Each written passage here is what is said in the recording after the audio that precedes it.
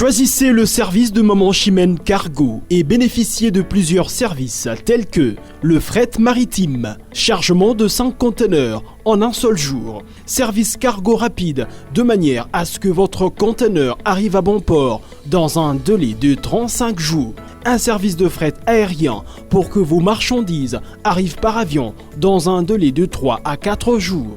Mama Chimène dispose également d'un salon de coiffure mixte, coiffure homme de très haut niveau, coiffure femme avec des professionnels de la beauté et du look.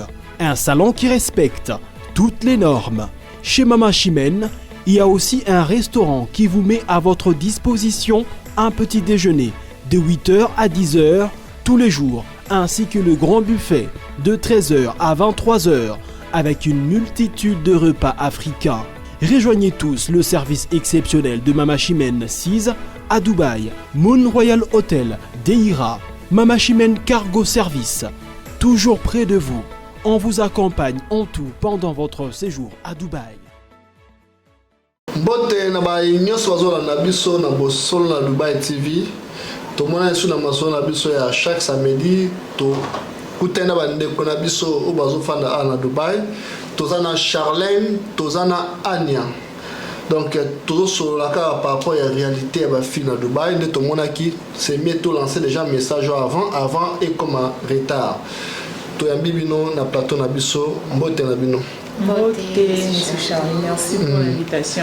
Merci pe nande beaucoup une invitation na biso, toujours sur la to lancer un message par rapport à au bomoni awa parce que makambo bato yoka libanda ils sont différents où ils sont sur le terrain. Donc par rapport à un message au Boko Pesa na au nyos bomoni na Dubaï awa via réalité à Dubaï.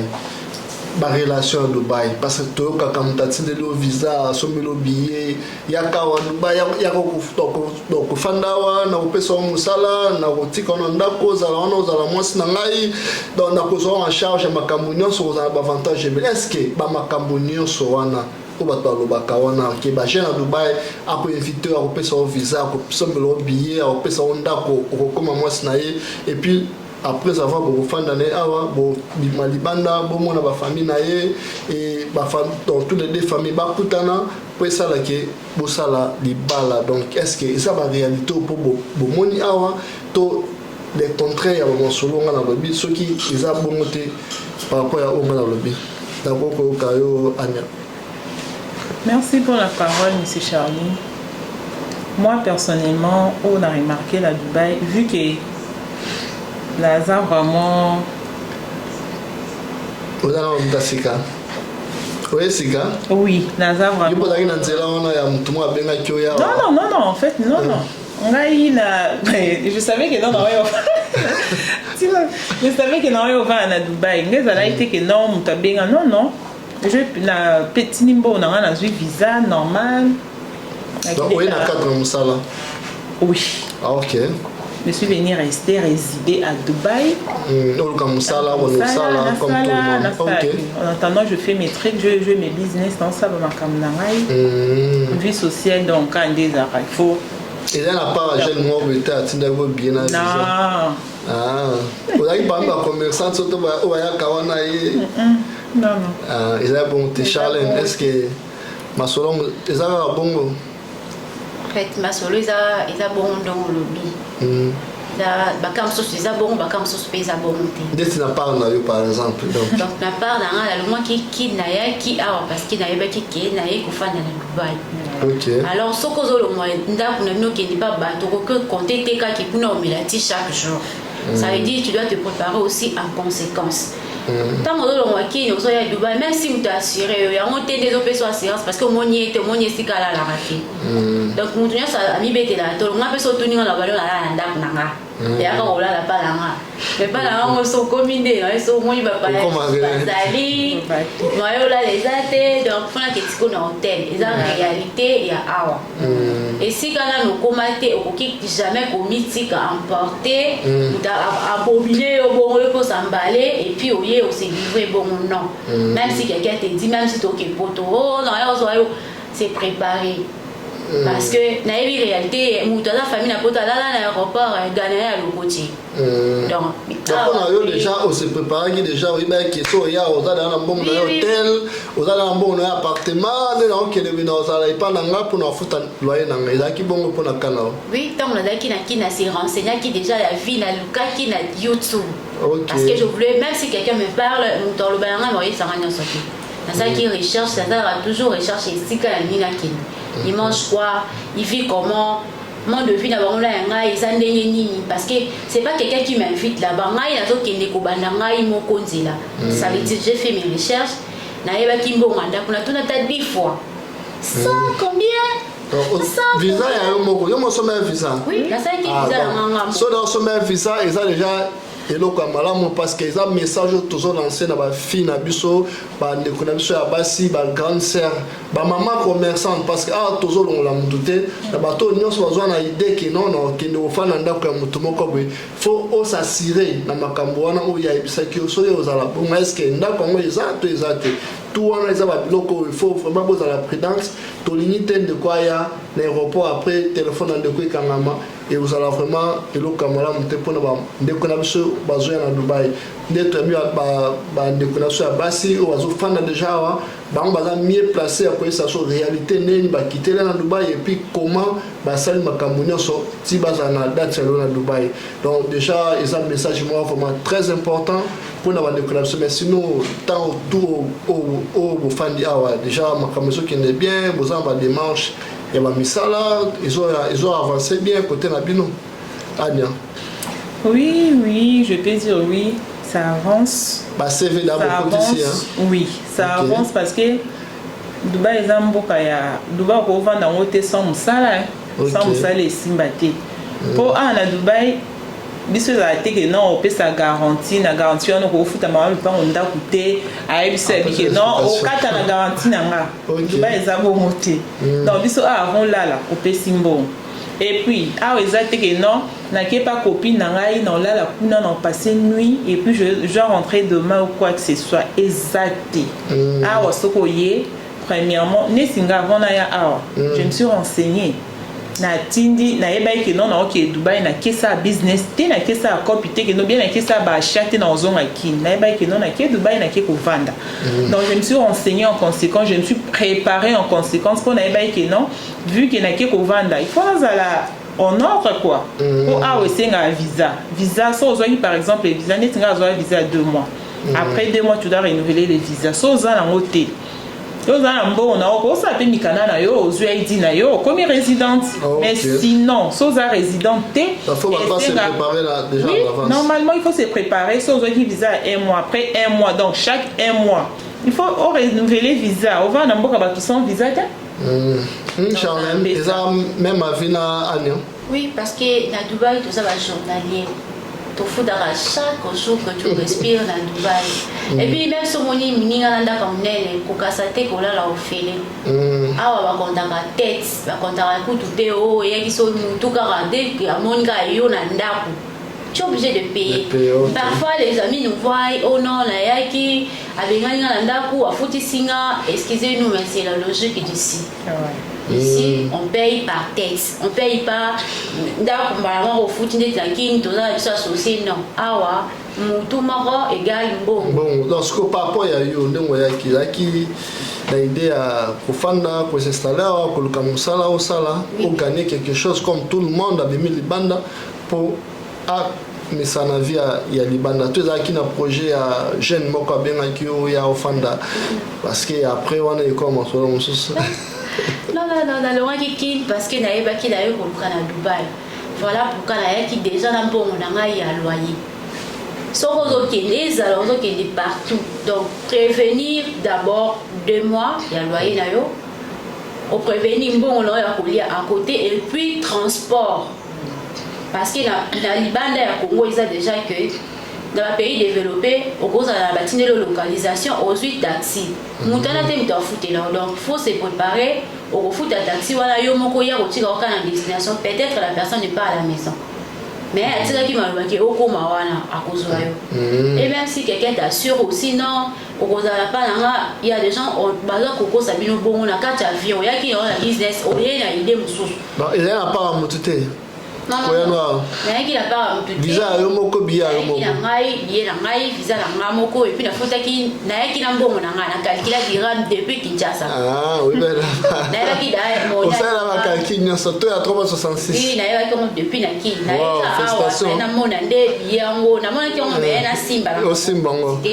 Voilà, merci beaucoup. Toujours continuer ma son abisso, mais par rapport à la relation na Dubaï parce que ma jeune fille bali ba comprendre et ba jouer ba est-ce que so mutalinga Dubaï nandi matona ndi maté ndeto ka ba jean Dubaï ba escroc au monde kaka après voilà au ben ta fois le cas société est-ce que ça va reto beaucoup tenango est-ce que conseil ko pesa ndeko kona biso baza na Kinshasa na si le loba musicien na biso ya Congo mutu nyonso zo yimba le Dubaï ba fille nyonso na idée na wana mutu eza en tout cas so na la jeune fille na ke Dubaï te c'est que na sa jeune fille te fona le kana Dubaï so ba ya est balinga ba jeune Dubaï ba jeune Dubaï donc baza sérieux baza ba jeune mo baza ba charge na bango ba oza bango comme pour na 10 jours 2 semaines bazo misa bango après la chose là conseil ko pesa ba jeune fille nationale Kinshasa conseil na ko ko ba pour la bande pour la si ba uta ba Kinshasa na Dubaï l'argent répond à tout. Ce n'est pas ce qu'on moni mutu na Lamborghini et ça mutu kanaye non. Bon c'est-à-dire agent alloué. Donc wow. Tu peux te faire plaisir à Dubaï si tu as ton argent, tu vas te réjouir. Donc bon, ils ont répondu à la nuance. Parce que là, parce que tu as un bastard loué en Lamborghini, c'est-à-dire qu'ils n'ont pas de charge. Non. À se faire, le problème est quoi? Nous, les filles, tu as le bloc, ils ont frappé la mise. Sur le monde idéal, non, voilà, t'inquiète, tu vas bien s'aimer. So non, ça c'est pas mon genre.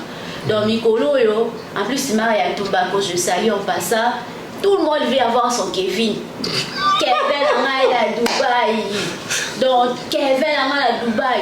Mais là où Kevin et Marie à Dubaï sont rencontrés, tout le monde ne sait pas. Alors n'enviez pas, c'est que tu as là, tu peux me faire beaucoup mamie. Comment expliquer tu peux venir monter sous sa faute de billet depuis Kinshasa jusqu'à Dubaï, mais au lieu alors qu'on a en recherche il y a Kevin Issa que je salue en passant. Au moins tout le monde ne veut pas qu'aussi au monde je croise les filles dans le terrain. Kevin Issa, enfin dans la boutique moi puis je dis avant la rencontre. Vous voyez, donc quelqu'un qui vient déjà son mental montabili si billet montou mais quand il vient ici il va voir les hommes de Dubaï. Les hommes de Dubaï, ils sont tellement chics, je vous dis. Ils s'habillent proprement. Ils partent partout. Tu peux t'amener partout là où tu veux. Sache que tu trompes, on te trompe. Wow. C'est ça, le loi de Dubaï. Vraiment, merci beaucoup pour l'éclaircissement. Surtout qu'on continue à Anya. Vous avez partagé même ma vie à Charlène. Oui, je dirais. Toi qui es naïka de père. Premièrement, je dirais. Ba fille so bazoya surtout zoya Dubaï ko contacter que non na quel kaliba na Dubaï bien na quel kwa mobile bien na quel so zoya business yaka business so ya business pourquoi je dis ça parce que oyo koma wa oza déçu bano voulait Dubaï so ndeni no mona nga so ndeni parce que l'autre a kende qui a zoni non en fait il y a bon makamba olinga les a vraiment maman nzambe comme toi par exemple tu es marié ici non tu nous as raconté que non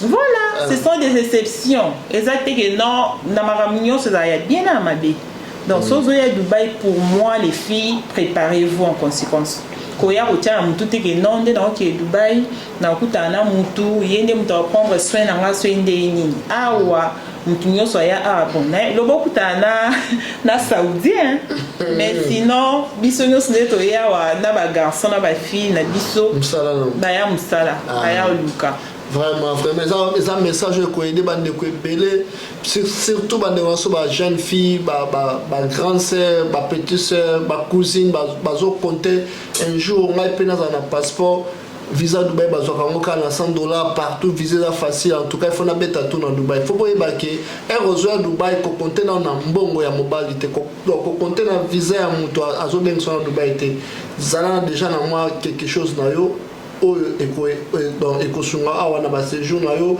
kofuta hôtel kolia déplacement ko visiter Dubaï ezala na part non so muta komona na poa sunga yo et ozala vraiment le kamalamu ezala qui par rapport à émission soutenir tout sur la lelo par rapport à émotion soutenir tout sur la lelo.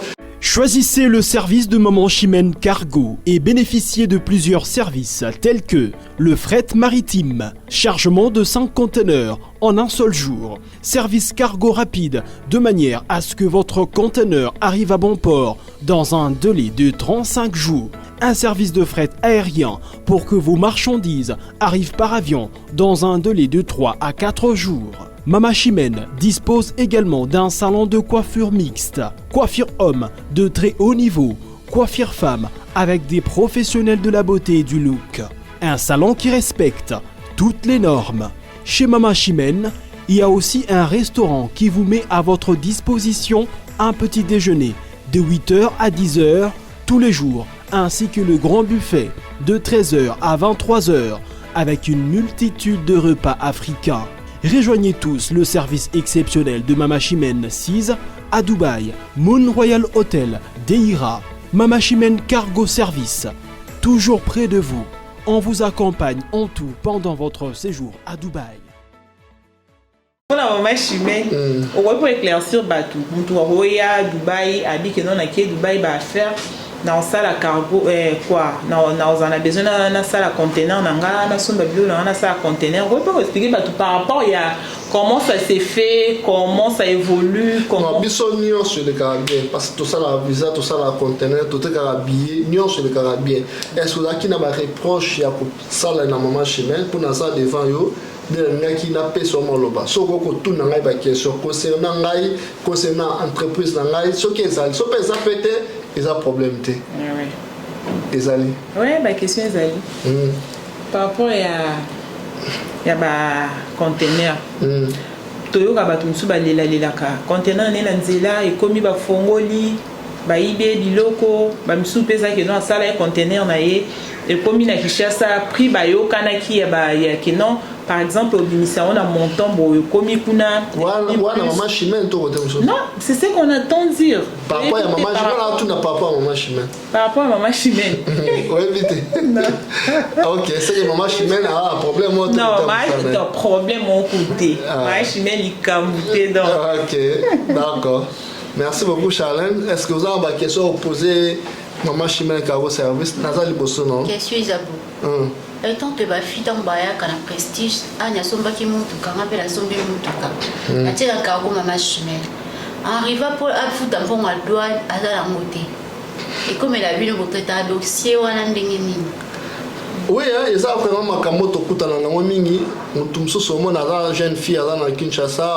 azana 16 ans na Europe atindele $2500 atindi mutu mo asomele voiture atine agence na biso parce que à promettre et après à foutela parce que a pris ya chat ya voiture so zu yango mais so zu prix à fret na douane et le prix à chat c'est-à-dire mbongo yo so mutuka mbongo ko futa pour na transport na on tire so na Kinshasa et so le prix au yo sombele ya mutuka déjà confusé ça na place wana mais déjà Mama Chimène na assez to organiser déjà place wana tout ça là toujours effort ya ko sona client avant après ça so ba marchandise na donc on est pris ils ont un contrat au client besoin atteint autant et puis tu peux ça 48 heures faut attendre bien comprendre et puis à signer pour un prix au te proposer parce qu'à pas prix ils ont des conditions où il faut y à remplir donc il faut vraiment à respecter en haut sinon vous allez vraiment compliqué pour naï vu que tout ça là ça moko vraiment la dernière vérité tout na monto aïe ba qui non na s'engager les locaux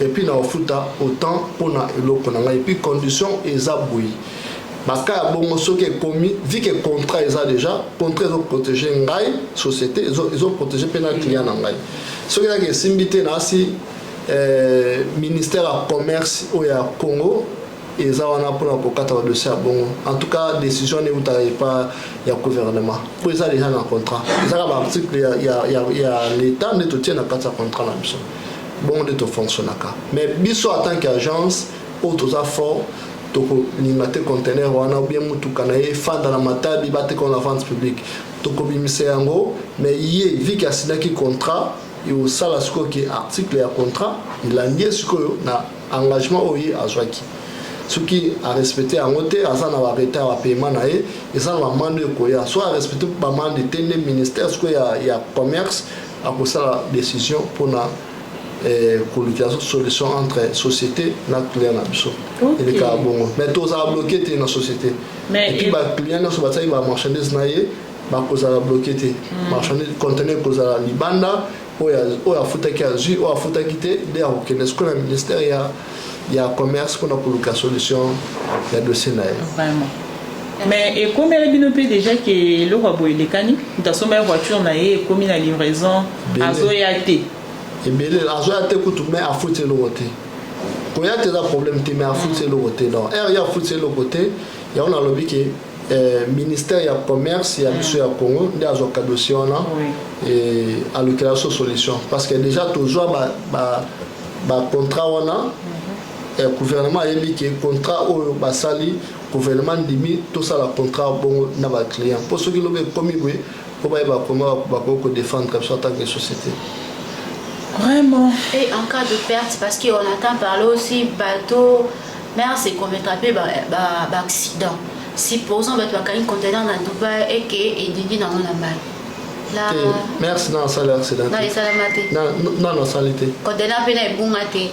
Conteneur bon maté. Alors comment ça fait-il qu'on entend parler de l'autre côté de l'agence sous conteneur est boumé là qui c'est qui n'a quitté ils ont non dans d'autres côtés en tout cas c'est qui est sûr que maman chimène sur hôtel qu'on a eu comme à la destination aux ans sans problème. Nako ko répondre Charlène par rapport à la question là ndenga lobby ezala ba agence comme soso client est dans voiture na IST par exemple partir une agence mais voiture il en a des raisons communes. Ils ont la tête en comme ba transporteur automobile donc auto bien ba mers ba ciment ils ont problème na ba monter ils ont problème ya agence place sur le client on a avec ko déposer le connaît parce que mutako ko ya otiki la ngali lo voiture mais sur la mesure tena ko on a 4 conteneurs na tinda conteneur wala na mai ekende c'est-à-dire mers plus moyen zo information na et aux alaté zomona pour mes amis à Dubaï l'agence est belée passant par client mingité c'est-à-dire quoi si on a une voiture moko faut na ça par exemple 6 voitures pour na charger on a 4 conteneurs parce que la voiture n'est moko moi na tira voiture n'est mon la conteneur les atekene et c'est difficile faut na za au moins 6 voitures à Mickey pour la salini na benga conteneur na charger en haut pour ekende. Parce que vérité on a expliqué bato que non ne motika nga voiture lelo fona se bande comme suba iya pona sangisa bino na sala groupage pona charger ma voiture na bino nyonso ekende bango basala na ngote azoko solini ok ne motika be lobby na charger on donc ate za bongote réalité za bongote osomona yango moni mama chimena ye pona koluka solution ya ba problème wana nyonso ba koko sabato oza prêt à charger le ramutu te comment koko zo lo ramutu yo ozo client voiture moko zo kaye chaque mois voiture moko ozo voiture moko na mois ozo voiture moko après mois ne koya ozo voiture moko ti o sansaka 6 voitures pour ça nini o ça la conteneur ça il faut 6 mois entre temps ozo ko samutu non ekenda déjà on les donc ozo communique là ba problème na yo moko ozo comprendre. Donc, il y a la réalité autour de a Dubaï. Donc, nous ne parlons pas de la vérité. Si on a expliqué le client la vérité, le client a acquis appel de client. Il faut que ça soit bon. Mais nous avons appelé ça un conseil. Au côté de la bongo, je vais voiture à client qui est dans une agence où il y a des Congolais. Au bas de ma casse, je vais rapidement au PC Bango. Mais nous avons une voiture où la salle appelle l'agence où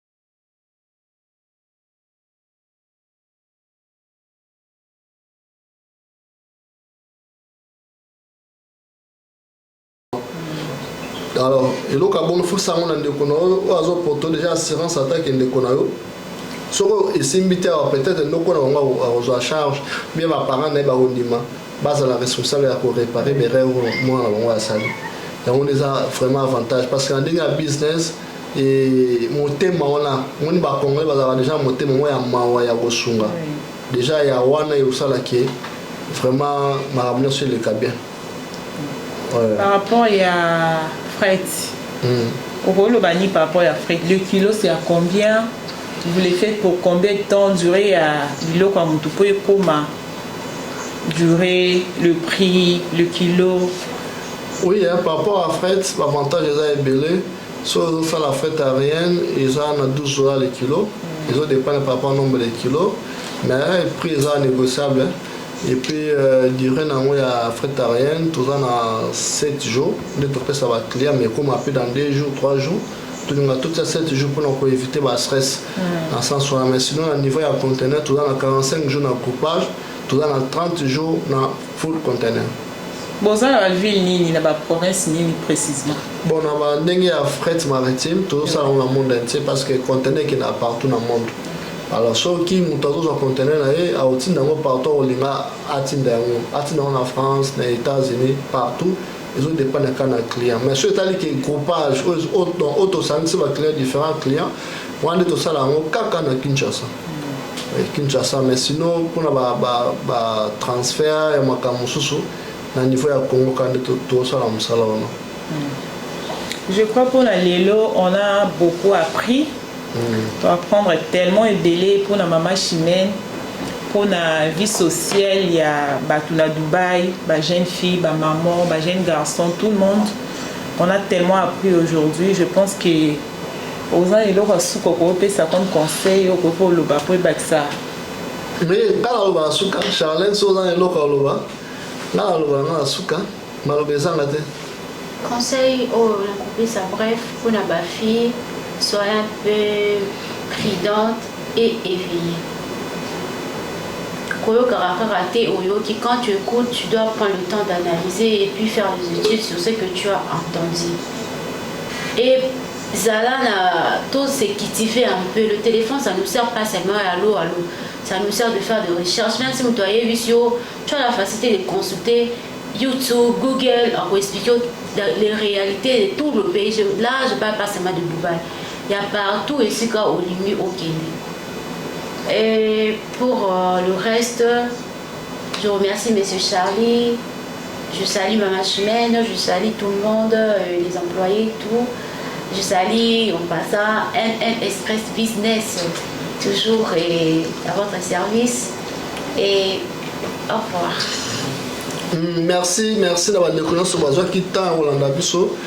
Merci de comme la souka la masolo na biso masolo eza nango pona mutu nyonso soza ba idée oza ba conseil o biso to lobby ate o ko tia toujours rendez-vous ko komela biso o leka o pesa ba idée dans la si auto ça les akaka pona ko sunga bande ko na biso misu bazo comprendre la réalité à makambo ezo le kana katsambo kaote.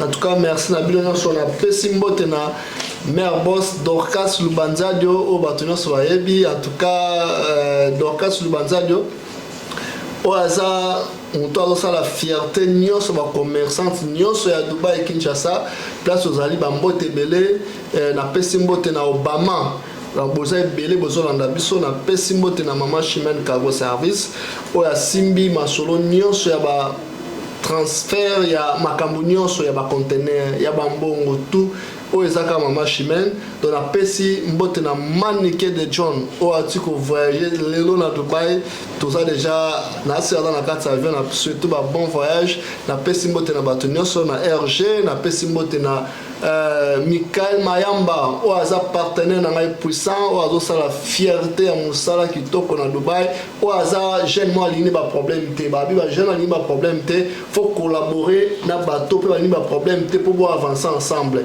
so moni mutado qui n'est pas bato na kuna ce qui alingi ko vivre toujours na molili donc muto alingi à vivre na éclairage faut azala côté ya bato éclairage donc na pesi mbote na Michael Mayamba o azali partenaire ya Maman Chimène Cargo Service na pesi mote na Kevin Issa ozali partenaire ya Maman Chimène donc na pesi bino sur mote donc kasu banzalo na bosani ote en tout cas nazasi maso na biso zo continuer tomonani na prochain numéro. Merci beaucoup.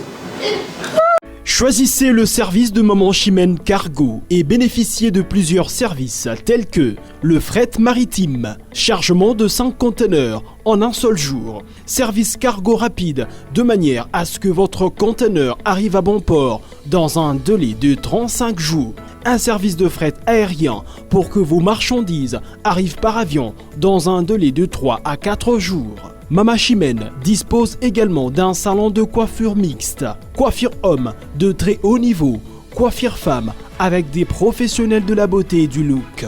Un salon qui respecte toutes les normes.